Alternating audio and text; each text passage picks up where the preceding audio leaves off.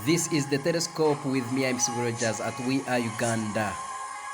I really extend my profound gratitude to you all who are subscribing, to you who are listening, my people from Doha, my people from Kampala, Uganda, my people from Dodoma, Tanzania, my people from Arusha, Tanzania.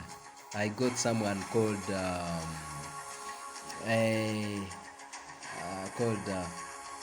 Pius from Arusha, Tanzania, is there listening, tuning on. Thanks for subscribing, for your time, and for everything. My people from Nairobi, Kenya, South Sudan, Saudi Arabia, New York. I got someone called Jackson. My friend called Launik in Kampala. Thanks for listening. Accra. McManaman in Accra, thanks for listening. My people from Tripoli, this is South Africa. I really appreciate whatever you're doing and your support that you're giving. This is the Telescope this Sunday with me, Ahimbisibwe Rodgers at We Are Uganda. This program is proudly brought to you by Galaxy World. Storm in Africa is the song in the background. We have very many things coming your way this Sunday. An opposition party in Tanzania condemned the arrest of its leader. We say schools in Italy will reopen this September. President Donald Trump signed an executive order. UN workers caught having a nice time in a UN vehicle. This happened in Tel Aviv, Israel. Ghana's ruling New Patriotic Party announced its president Nana Akufo-Addo as its candidate for December's elections. Many things coming your way, don't you go away. This is the Telescope with me, Ahimbisibwe Rodgers, this Sunday. An opposition party in Tanzania condemned the arrest of its leader, describing it as a clear act of oppression and intimidation ahead of October's elections. The Alliance for Change and Transparency said Zito Kabwe and 7 colleagues were arrested were chosen by the police of unlawful assembly. After a party statement said police interrupted a legal political meeting in southeastern Tanzania's Linde region and arrested them on trumped-up charges. The East African nation will hold general elections in October. And we saw that His Excellency, the President of Tanzania, John Pombe Magufuli, who is expected to run for a second term, dissolved parliament last week. Panic in Kasese, Kakumiro districts as first community COVID-19 case is reported on Saturday. The 30-year-old patient was allegedly been hiding in Kasese after escaping from Kakumiro district, where he tested positive for the virus on Wednesday. A security personnel deployed to hunt for COVID-19 patient in Kasese district, where he allegedly gone into hiding. This becomes the second person to be picked from Kasese district and the third to be treated in the Rwenzori sub-region. The previous 2 cases have been admitted to Fort Portal Regional Referral Hospital. Residents in the western districts of Kasese and Kakumiro were left in panic following a joint operation by the security team and health workers in which they traced and recovered a COVID-19 patient.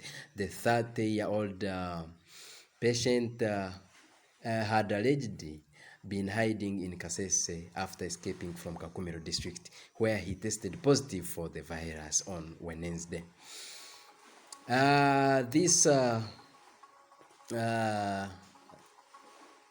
This case was among the 16 cases confirmed, 16 cases who were confirmed out of the 3,455 samples tested on June 24th.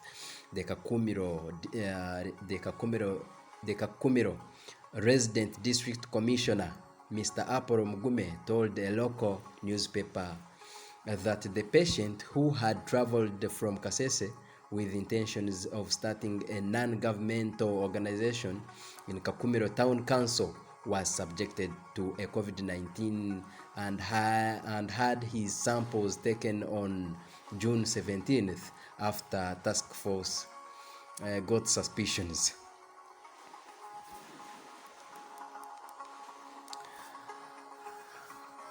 Schools in Italy will reopen on September 14th with social distancing measures in place.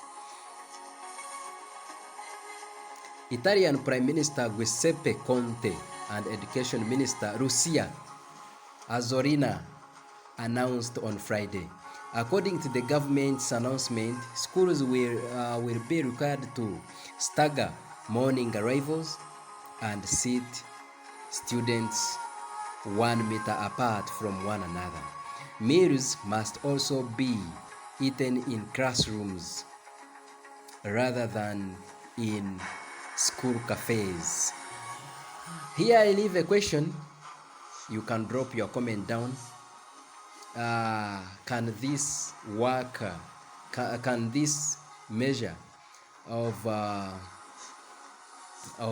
sitting the students in 1 meter apart from one another be a calculated risk to take for many countries across the globe?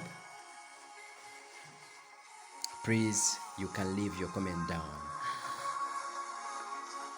As we proceed, these guidelines will allow us to, he said in a statement that these guidelines will allow us to send back to school our daughters and sons in maximum safety, Conte said in a press conference.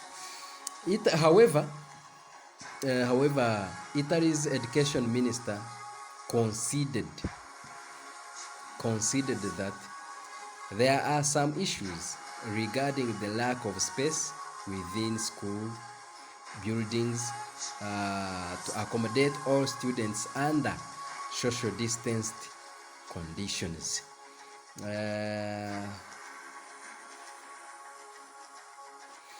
Cautioning that some 15% of students would be affected by the lack of space, while homeschooling will only be permissible for older students. The government says it will make use of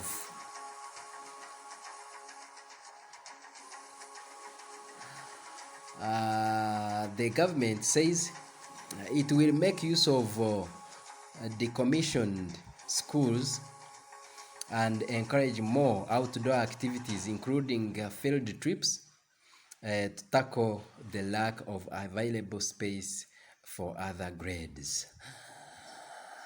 In other news, we can see the president of the US here signed an executive order to protect federal monuments and statues. The President Donald Trump signed an executive order to protect federal monuments and statues. The order instructs federal law enforcement to prosecute people who damage federal monuments and threatens to withhold federal fundings from state and local governments that fail to protect their own public monuments and statues.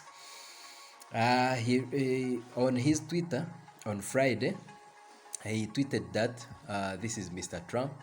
That I just had the privilege of signing a very strong executive order protecting American monuments, memorials, and statues, and combating recent criminal violence.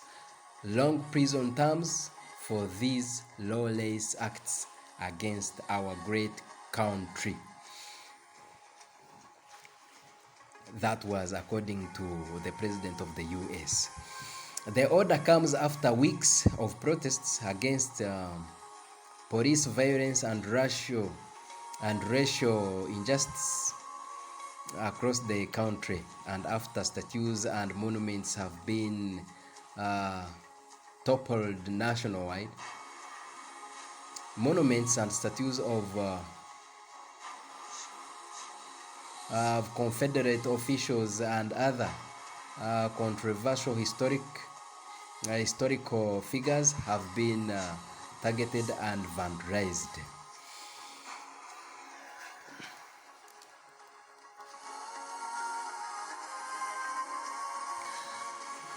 UN workers UN workers caught having a nice time in a UN vehicle. Then the United Nations has said they are investigating the sexual scandal that was filmed in Tel Aviv. This is a country called Israel. In Israel's capital state Tel Aviv, the UN vehicle were involved in a scandal whereby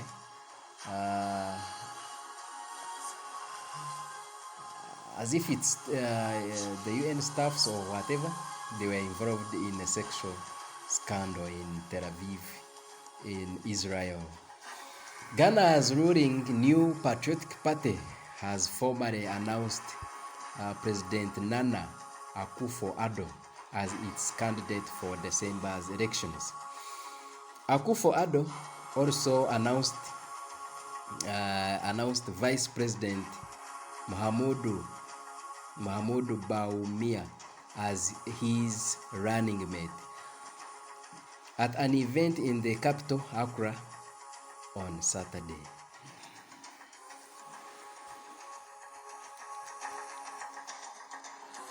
Akufo-Addo will battle it out against his main opponent and his predecessor, John Mahama of the National Democratic Congress, for a third consecutive time. The two parties have dominated Ghanaian politics since 1992, with many previous ballots that have been closed. The NPP government in power since the start of 2017 has cut the country's forecast for 2020 economic growth to 1.5% due to the collapse in oil prices and the impact of the coronavirus. That would be the lowest rate in almost 4 decades. Ghana has registered 10,000. It has registered 15,834 confirmed cases and 103 deaths since the first detection of the disease on 12th March. The election management body will commence the